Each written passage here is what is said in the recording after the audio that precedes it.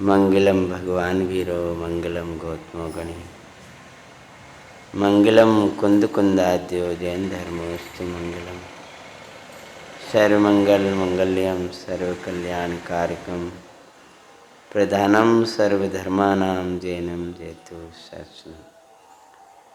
नमः श्रीवर्धिमानाय निर्दूतकलिलात्मने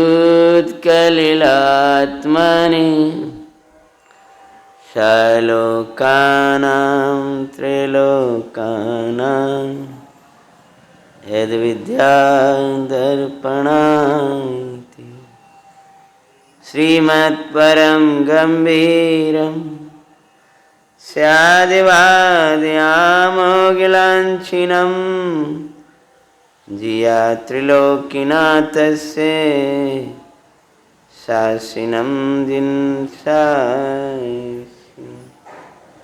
नमनाथ भगवान की जय। शासननायक महावीर भगवान की जय। श्री वितरागी भगवान रामचंद्र की जय।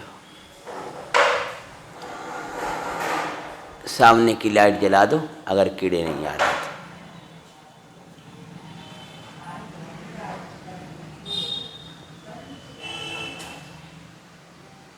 ये बंद कर देना।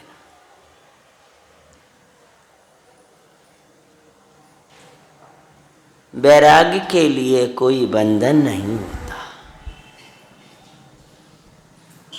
जीव स्वतंत्र है और जीव जैसा अपना भविष्य बनाना चाहता है वर्तमान में वैसा अपना परिणमन करने के लिए स्वतंत्र है। उसकी स्वतंत्रता में कोई बाधक नहीं है। चाहे तो उसको दुर्गति जाना हो तो चाहे तो वह जिनालय में बैठा बैठा हुआ नारकीय काम करने लगे अथवा युद्ध में मारो काट मच रही है वहां भी मुनि बन जाए। हे भव्य, तेरी साधना आराधना में कोई बाधक नहीं है। अपने परिणाम संभालने के लिए अपना पुरुषार्थ चाहिए और कुछ नहीं चाहिए। सम्यक पुरुषार्थ के लिए सम्यक विचार चाहिए। सम्यक विचार का नाम ही तत्व विचार है। सम्यक विचारों का नाम ही 12 भावना है। भावना हाथी पर बैठे बैठे राजा मधु भावना बहाने लगे। रावण को तो अवसर दिया जा रहा था तो भी रावण को विपरीत उल्टी चल रही थी और राजा मधु की बुद्धि उल्टी नहीं चली। राजा मधु को तो अभी कोई अवसर भी नहीं दिया गया था। वहां तो सीधी मौत सामने खड़ी थी और रावण के शरीर की कोई क्षति भी नहीं हुई थी। अक्षत शरीर अच्छा था उसका, तो इनका शरीर तो क्षत विक्षत हो गया था। रावण चाहता तो केवल ज्ञान का परिणाम कर सकता था। भैंसी वन की ओर चला जाता और जो मुनिराज एक दिन बाद आने वाले थे वो उसी दिन आ जाते उसकी भावना के बल पर। तेरी भविष्य की सृष्टि तू स्वयं रचेगा। निमित्तों को दोष देने से कार्य की सिद्धि नहीं होने वाली। निमित्त तो सामने शत्रु खड़ा था। निमित्त में तो मारो काटो मच रही थी। निमित्त में तो अगर तो उस समय अस्त्र छोड़े तो कायरता दिख रही थी। उस समय अस्त्रों को छोड़ना बोलो क्या है? वीरता है अंतिम समय तक, ऐसे अस्त्र रख दिया। और पुराण में ज्यादा वर्णन नहीं आता, लेकिन अन्य युद्धों की लड़ाइयों से देखें तो डर गया बड़ा वीर बनता था, क्यों रख दिए अस्त्र, उठा बल हो तो अभी। ऐसे शब्द भी सुनने को मिल जाए, या शत्रुधन मंद कसाइयों, अन्य शत्रुधन के साथियों ने कह भी दे हो तो भी वे उत्तेजित नहीं हुए और वैराग को बहाते रहे। तू अपनी हर परिस्थिति में अपने परिणाम को संभालने के लिए स्वाधीन है। काय से शिक्षा मिली राजू भैया? इतनी मैंने दृष्टांत बोल रहा हूं, ये क्यों?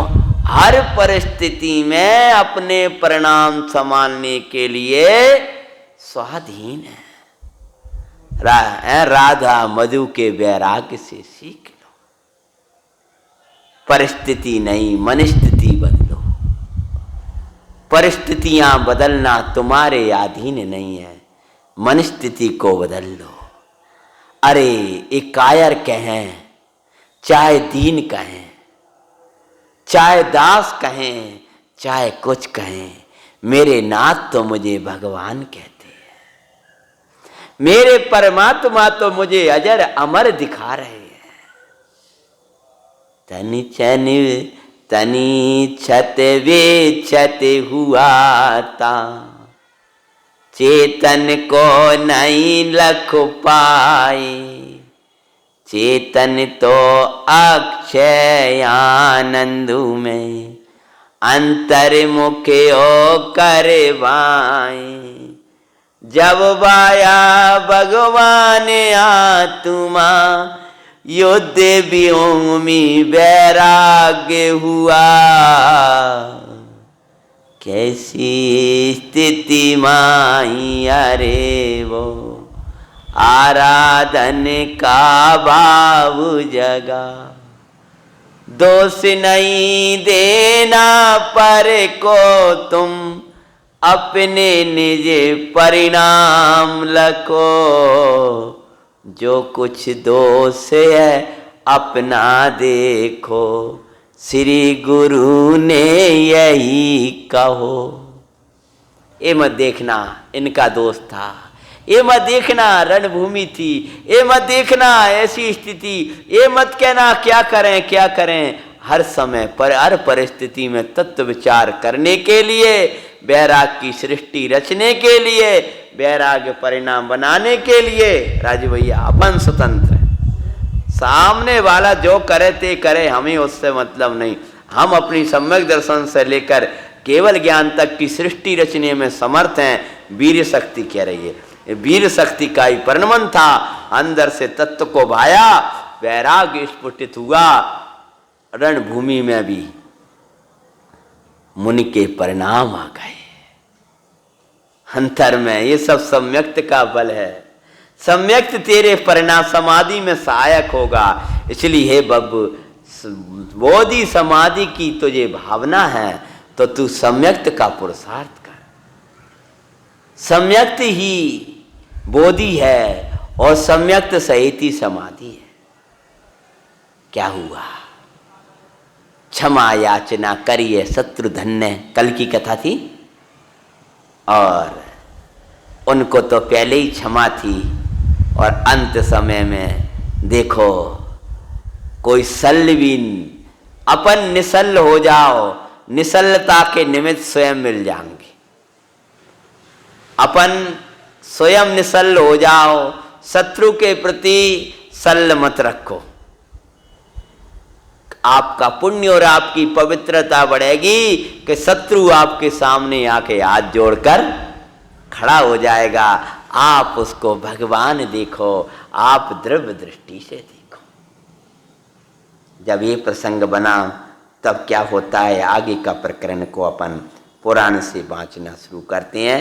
बाल पद्म पुराण है, श्री पद्म पुराण जी महाशास्त्र का ये संक्षिप्त पद्यानुवाद कथा है, जिसमें भगवान राम की मुख्यता से कथा चल रही है। मधुसूदिबावन दर्शन्या सनत कुमार स्वर्गे किए वास।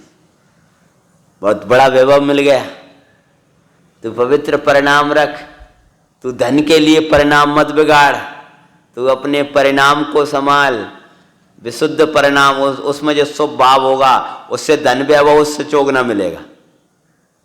अगर आपका 50,000 का भी नुकसान हो गया, आप परिणाम मत बिगाड़ो, समता रखो, पुण्य बढ़ेगा। हैं, उससे क्या होगा कि वो पुण्य बढ़ेगा उससे, तो 50 की जगह आपको 1 लाख का फायदा हो जाएगा। ये मैं कुछ लोभ नहीं दे रहा राजू भैया, ये आपको सिद्धांत की बात बता रहा हूं कि ये कोई लोभ दे रहा हूं। देखो उनने परिणाम नहीं बिगाड़े। तो ये राजा मधु का कब वैभव था? ये एक मथुरा के राजा थे। मथुरा कितनी बड़ी, और अब स्वर्ग। अभी राजा मधु के साथ में एक पटरानी, एक रानी, 2-4, ये थोड़ा सा राज्य। और अब हाँ, रिद्धिधारी, हजारों देव सेवक, हजारों देवांगना। बाहर का भी जिसको लोक रीझता है, आत्म कल्याण में बाहर का तो सहज मिलता है। अपन को तो अंतर का वैभव रखना है, अपन को तो भगवान की भक्ति मूल्य रखना है। अपन तो भगवंतों के दासानुदास बने रहें। लोक की चाय मत करो, लोक को झुकाने की कोशिश मत करो। क्या होता है? असुर कुमार इंद्र चमेरा इंद्र मथुरा गमन किया। असुर कुमार इम शत्रुधन मथुरा राये। मधु का राज लयो सुखदाये। असुर कुमार इंद्र चमरिंद्र मधु का मित्र भया दुख केंद्र। मंगल राम पुराण, मंगल राम पुराण, जीवन बन आन सुनो जी मंगल राम। मधु राजा का सका, असुरों का इंद्र चमरेंद्र था। उसको भाव आया, बहुत दिनों से मित्र से मिलने नहीं गया। अवधि ज्ञान को जोड़ा, मेरा मित्र कैसा है। तो अवधि ज्ञान को लगाते ही तो हाँ, जैसे ही देखा वो त्रिशूल भी लौटकर उसके पास चला गया था कि क्यों लौटाया मेरे पास में शत्रु, ये क्यों। जैसे ही मधु राजा की मृत्यु हुई और त्रिशूल आयुधशाला से कहाँ पहुंच गया? हाँ, वहीं जिसने दिया था। हाँ वो ऐसा नहीं है, वो नारायण प्रति नारायण का बराबर पुण्य होता है, इसलिए उसका अस्त्र उसके पास सुरक्षित हो जाता है। लेकिन जाकी विभूति ताके साथ, तो वो तो उसके लिए दी थी। जो पहुंचा तो अवधि ज्ञान लगाए, मित्र ने त्रिशूल वापस क्यों कर दिया? क्या बात है? क्या मेरा मित्र बैरागी हो गया? क्या उसने दीक्षा धारण कर ली? अरे मुझे तो पता ही नहीं चल पाया। कुछ लगता है। वैसे ही अंत में बहुत विरक्त रहते थे, भावना तो भाया करते थे। जब भी जाते थे तब 2-4 बार जब मिलना हुआ कि अभी काय की धन्य दशा। धन्य दशा तो जब आएगी जब हम निर्गंत होंगे। अगर ये भावना नहीं होती तो हाथी पे बैठे बैठे कौन के सुनोच करे। समझ में आया? अगर समाधि की भावना होगी आपकी तो पटरी में छित्ते छित्ते भी आप समाधि करोगे। ट्रेन आएगी, कदाचित ऐसी मृत्यु भी हो तब भी आप समाधि कर सकोगे, क्योंकि आपकी पूरी तैयारी है। समाधि की भावना होगी, विकट परिस्थिति में पड़े होगी तो भी समाधि कर लोगे। लेकिन भावना हो राजा मधु की निरंतर ये भावना रहती है, निर्गंथ मुद्रा कब धारण करूं, निर्गंथ मुद्रा कब धारण करूं। तो चमरेंद्र को यही विकल्प आया। असुरों का इंद्र था बड़ा कि मेरा मित्र लगता है दीक्षा ले गया, तो दीक्षा लेते मेरे पास त्रिशूल आ गया, क्योंकि वो तो अजय है, उसमें तो कोई उसको मार सकता नहीं है। और अभी उसकी आयु तो एकदम पूरी होने का समय था नहीं। क्या बात है। अवधि ज्ञान लगाया, अवधि ज्ञान लगाया तो पता चला कि वो तो इस तरह से मृत्यु को प्राप्त हो गया। जब ये कहा सो अति को पेते होए तत्कार, मथुरा गमनी कियो कुविचार, गरुणेन्द्र प्रश्न जो कियो कहाँ जान का उद्यम कियो, तब चमरेंद्र कही मधुमेत्र, जिये मारा तिय दुख दूं चित्र। पहले तो चमरेंद्र ने मथुरा वासियों को देखा, तो मथुरा वासियों ने राजा मधु को प्रणाम करते हुए शत्रुघ्न को देखा था, राजा मधु के वैराग्य की अनुमोदना करते हुए देखा था। तो शत्रुघ्न की बड़ी, और जैसे ही प्रवेश किया था तो मथुरा वासियों से शत्रुघ्न ने कह दिया था कि आपको हम किसी प्रकार का कष्ट देने नहीं आए हैं। तो जब उन्होंने उनकी भद्रता देखी तो नए राजा के राज्य में पुराने राजा से भी अधिक प्रसन्न थी। कौन?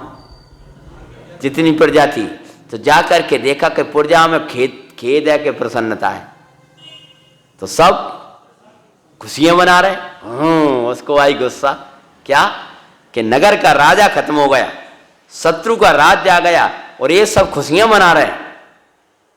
तब एकदम उसको रौद्र ध्यान, एकदम सबको मार डालूं, ऐसी मरी फैलाऊं कि मथुरा का एक व्यक्ति, राजा सहित प्रजा में एक व्यक्ति स्वस्थ न रह पाए, एक व्यक्ति न बच पाए।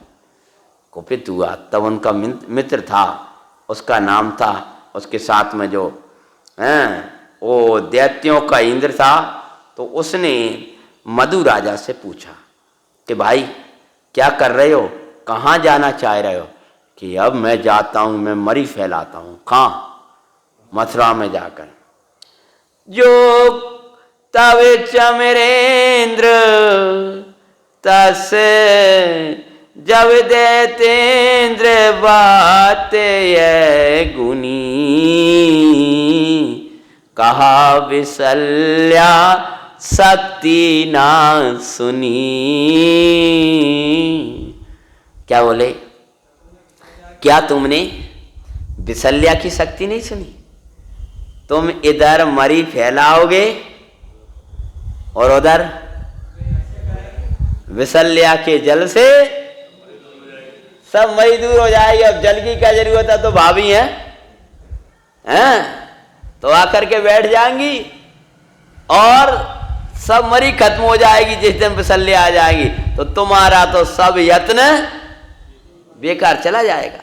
तो ये तो योग्य नहीं है, हैं? तब फिर भाई क्या बोला है? जो तब चमरेंद्र तास वह नहीं, शक्ति विसल्या अब नहीं रही, जो कुमारपन शक्ति कही, शील प्रभाव तणी भय सही। क्या कि अब विसल्या में वो शक्ति ब्रह्मचर्य की थी। पूर्व का ब्रह्मचर्य और वर्तमान का ब्रह्मचर्य, अब वो शक्ति उनमें नहीं रही। यहां शील का अर्थ ब्रह्मचर्य लेना, समझ में आया? कि ये वो शक्ति तब तक ही रही जब तक उनका ब्रह्मचर्य था, अब नहीं है। क्यों? हाँ, पटरानी हुई लक्ष्मण जी की। हाँ, तो कहते हैं अब एक देश तिल तस कहा। ऐसा नहीं कि भ्रष्ट हो गई हो, श्रावक का भी ये त्यागी संपूर्ण, वो संपूर्ण ब्रह्मचर्य है। तो आपका एक देश ब्रह्मचर्य है, एक देश ब्रह्मचर्य। क्यों? परस्त्री त्यागी है, परपुरुष त्यागी है, प्राण चले जाए तो भी उसका नाम शील कहा है व्यवहार में, समझ गए? इसलिए एक देश शील, एक देश ब्रह्मचारी हो तो अनुवृत्ति हो जिसको कहेंगे, ब्रह्मचर्य अनुवृत्त स्थूल रूप में, वो सूक्ष्म रूप का तो अलग होता है, ये स्थूल रूप में ब्रह्मचर्य अनुवृत्त के धारी हो कि सो स्त्री के अलावा हम प्राण चले जाएं तो भी अन्य के प्रति भाव, अपने पति के अलावा प्राण जाने पर भी अन्य के प्रति कोई दुर्भाव नहीं रखेंगे। इसीलिए अब तो एक देश शील रह गया। जिस दिन नारायण का वर्ण किया उसी दिन वो खत्म हो गया।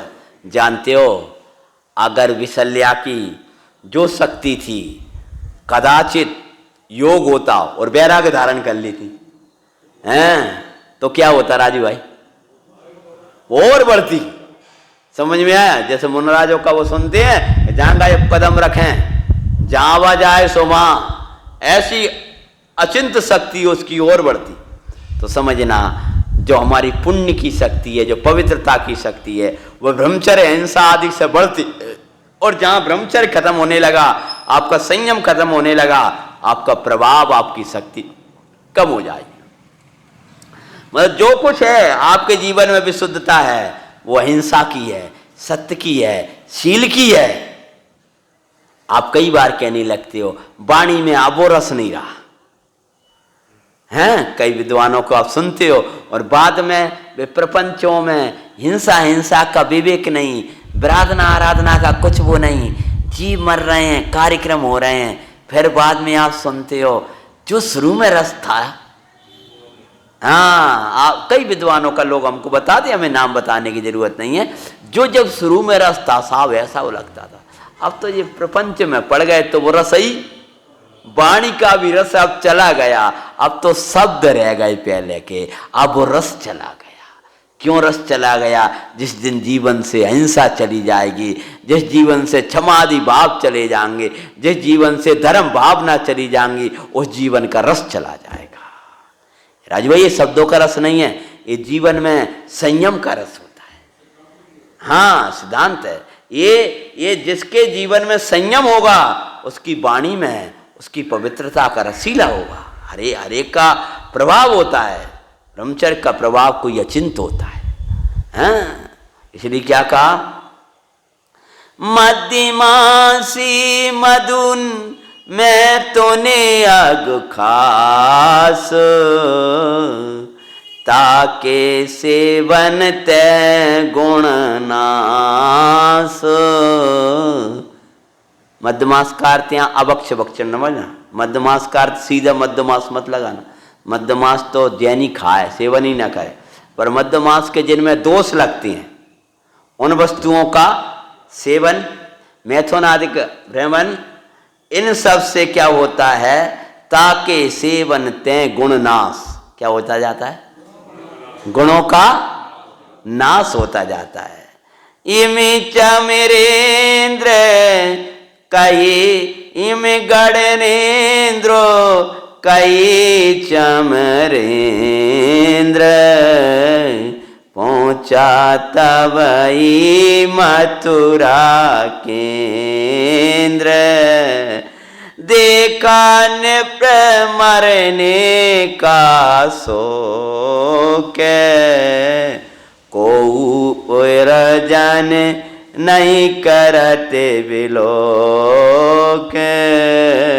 मंगल राम राम पुराण जीवन मने मान।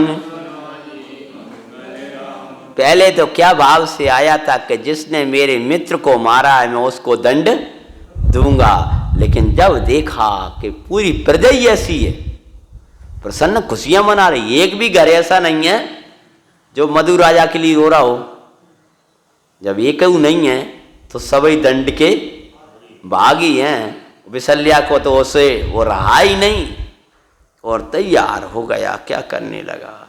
प्रजा सकल जन दुष्ट महान, राज कृतज्ञ निभये सुजान, तब सबको अति दुख जो दिया, मरी रोग तिय विस्तृत किया।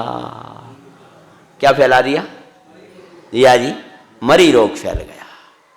वह तत्काल कोई बीमार हुआ, कोई आपकी भाषा में कहें तो जरा सा नेक उल्टी भई और नेक संभाल नहीं पाए तो खत्म। अगर सिर दर्द आया, चक्कर आया, नेक को छुआ और तो उठा नहीं पाए, वैद्य नहीं आ पाया ताकि पहले तो खत्म। एक दो दिन को छुआ और दे भी रहे हैं रो, क्या है एकदम डायरेक्ट नहीं मारे। क्या लग रहा है कि एकदम डायरेक्ट मारे तो लगने लगा कोई देवी प्रकोप है। क्या किया? रोग फैलाया, बीमारी समझ लो। मरी रोग मतलब वो मरने का रोग, कोरोना। इससे तो फिर भी बचे रहे वो, उससे इसमें तो कितने कम। लेकिन वहां तो जिसको वो मरी रोग लगा, खत्म, लगा खत्म। 2-4 दिन ही नहीं लग पा रहे थे, खत्म खत्म खत्म। और राजा और होते होते वो शत्रुधन पर भी प्रहार करने लगा। लेकिन शत्रुधन का पुण्य विशेष था तो उतना प्रभाव नहीं दिखा पाया। हम तो कह रहे थे ना, जिनका पुण्य था उन पर उसने नहीं प्रभाव दिखा पाया। आया भी तो चला गया। कोरोना की तो कह रहे हो। हाँ, जिनका पुण्य था उन पर प्रभाव, और पुण्य था वितरागी की भक्ति थी। शत्रुधन तो पवित्र आत्मा थे, उन्होंने अंत में मधु राजा के हाथ जोड़े हैं। अगर अंतर धर्म नहीं होता तो धर्म का आदर क्यों करते? देखो, आप शत्रु अगर जगत की बात है कहें, आपकी लोक की बात है कहें, तो तब तक उसको उस प्रकार का विकल्प रखो जब उसके जीवन में धर्म नहीं है।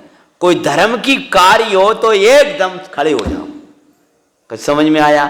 जब वो धर्म का रूप धारण करने लगे तो मधुराय शत्रुधन ने क्या किया? किसके? अब बताओ, अब शत्रु नहीं रहा। 1 मिनट पहले एक दूसरे पर बाणों के प्रहार कर रहे थे और वाक्यों के प्रहार कर रहे थे, और वो भी न जाने क्या क्या बोल रहे होंगे। तो कसाय में सबके वचन निकलते, जितने विकल्प कसाय होती है उतने प्रकार के वचन भी निकलते हैं। अगर बिल्कुल ये वीतरागी और वैसे होते तो पहले युद्ध छोड़ कर चले जाते, युद्ध में ही नहीं आते। अब सोचता छोड़ो, अब तो जाओ अपने जंगल की ओर। लेकिन जब होगा, सब अस्त्र चला रहे हैं तो मन और वचन तो निकल गए ना। तो 1 मिनट पहले मान के चलो, 10 मिनट पहले जो नाना प्रकार के दुर्वचन एक दूसरे पर बोल रहे हैं, मारने को तैयार हो रहे हैं, और उसी के सामने हाथ जोड़कर खड़े हो गए। तो उसके सामने खड़े हो गए कि धर्म के सामने खड़े हो गए? बोलो, हमारे यहाँ कोई आ रहा है वो हमारा शत्रु नहीं है। समझ में आया? अगर हमने उससे शत्रुता रखी तो हमने धर्म के साथ शत्रुता रखी। अगर हमारे साथ में अगर धर्म के स्थान पे आ गया, वो हमारा धर्मात्मा है। पार हो गया। रावण शांतिनाथ जिनालय में भी बैठा है तो राम जी उसको हाँ धर्मात्मा देख रहे थे। बस ठीक है, बढ़िया है। ये जीवन में ये पुराण होंगे ना, तो ये छोटी छोटी जो कसाएं अपनी बढ़ जाती हैं, जो अपन संसार में निभाते हैं वो यहां निभाते हैं, वो नहीं निभेगा। समझ गए ना? पर वो निर्वाह नहीं होगा ना। अब तो परिकर पार कर गया था, और परिकर के बाहर चला जाए, वो बेस में आ जाए, तो फिर बोले तुम अपना व्यवहार जो निभा रहे हो तुम्हें जो समझ में आए। लेकिन कम से कम जब वो समोसरण की परिधि में आ गया, यहां आने लगा, खत्म। ये हमसे पुराणों से शिक्षा, जब वे दीक्षा लेने को तैयार हो गए तब क्या किया? कौन ने कही थी शत्रुधन से कि जाके हाथ जोड़ो? किसने कहा था कि क्षमा मांगो? ना तो बिन ने कहा था, लेकिन मांग लिया तो अच्छा कि बुरा है? क्यों? उनके ही पाप का क्षय हो गया। क्योंकि मधु राजा तो ना भी मांगते तो वे तो पहले ही अपना कल्याण करके जा रहे थे। सामने वाला हमारे प्रति क्या रखता? हम ऐसे पराधीन थोड़ी हैं कि सामने वालों हमसे क्षमा मांग ले तो ठीक है, नहीं तो हमारी समाधि में विघ्न आ जाएगा। हमने तो कह दिया भैया क्षमामी, क्षमा करना। अब तो वो क्षमा ना करे तो राज भाई हमारा थोड़ी दोष है उसमें। हम ऐसे पराधीन नहीं है कि सामने वाला हमें क्षमा करे तब ही हमारी क्षमा हो पाएगी। वो करे ना करे, हमने अपना कर्तव्य निर्वाह कर लिया।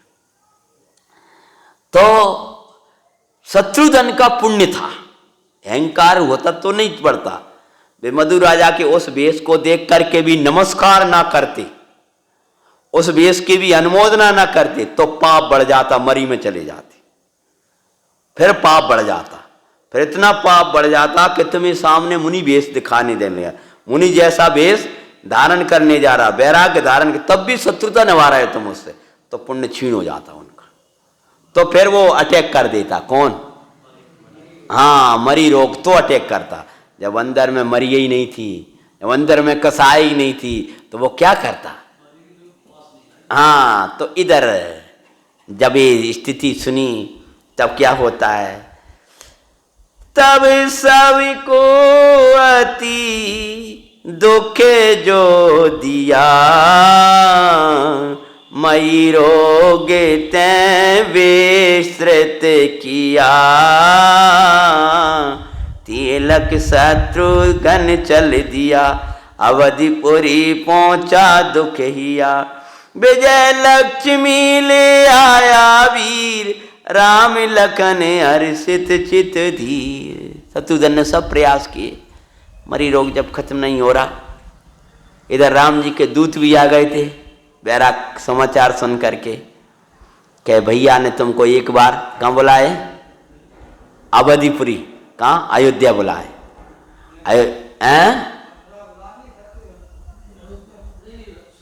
भैया मतलब राम और लक्ष्मण।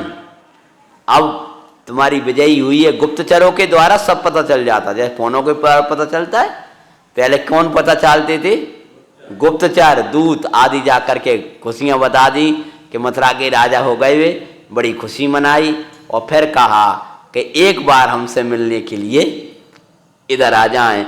इधर रोग भी मरी फैल चुका था, और भाइयों को जब पता चला तो पुनः शत्रुघ्न के लिए कहाँ बुला लिया? अयोध्या बुला लिया, और सब ने खुशी मनाई। किस बात के लिए?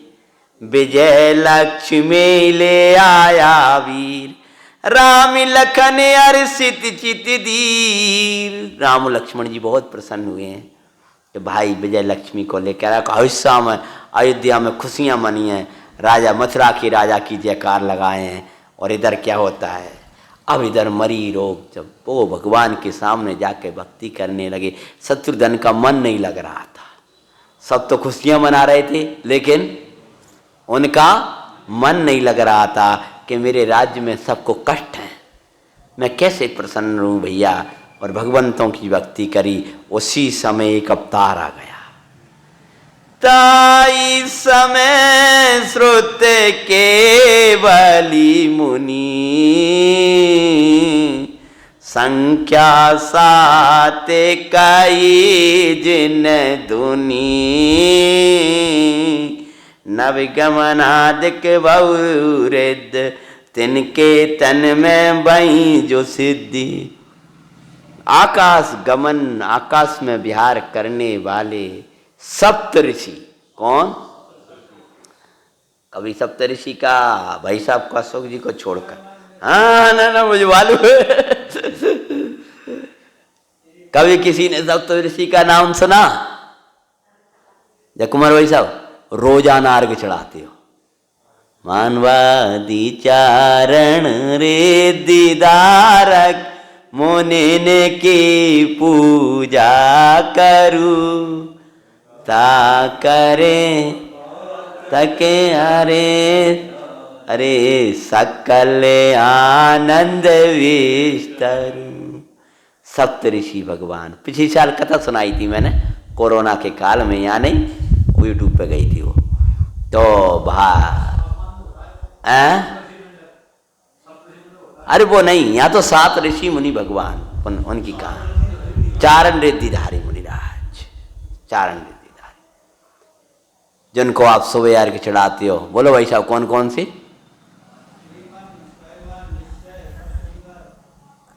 हाँ हाँ, समझ गया ना? हाँ, वो नाम दिए। आप रोजाना अर्घ्य चढ़ाते हो, समझ गए ना बे।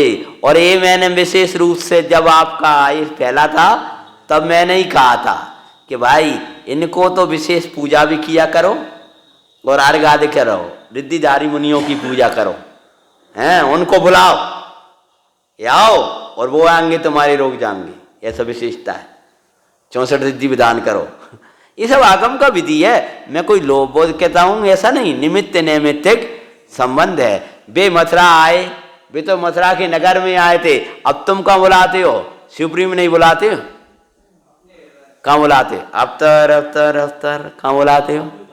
अब जहाँ बैठ जाएंगे, हैं, वादिराज मुनिराज कहते हैं कि भगवान जब आप नगर में आने को भय तो नगरी सोने की हो गई थी, और मैं मन ग्रह ध्यान द्वार आय निभ सो जग नामी, जो सुवर्ण तन करो कौन अचरज स्वामी। अगर जब आप नगर में आए तो नगरी सोने की जज गई थी, तो अगर मेरे हृदय में आओगे तो ये स्वर्ण का हो जाएगा। मतलब वो कुछ वो था ना, ये कंचन जैसी काया हो जाएगी, कि प्रभावना के लिए जरूरी भी थी। वादिराज मुनिराज की कथा में आता है ना कि वो सेठ का और उनकी शर्त हो गई थी राजा की पूरी। हाँ, तो जो सुवर्ण तन करो कौन अचरज स्वामी। अगर ये कुष्ठ मिट गया और कंचन जैसी काया हो जाए तो मैं इसमें कछु आश्चर्य मानने वाला, जगत माने तो माने, मैं मानने वाला नहीं हूं। तो सप्त ऋषि महामुनीश्वर मथुरा पधार गए हैं, उनका क्या प्रभाव पड़ने वाला है वो अपन कथा के आगे के प्रसंग में लेंगे। अब अपन जितना समय बचा है उस समय में अपन सिद्धांत प्रवेशिका जी का स्वाध्याय शुरू करते हैं। पुण्याट भैया इसको विराम दे देना। लघु सिद्धांत प्रवेशिका।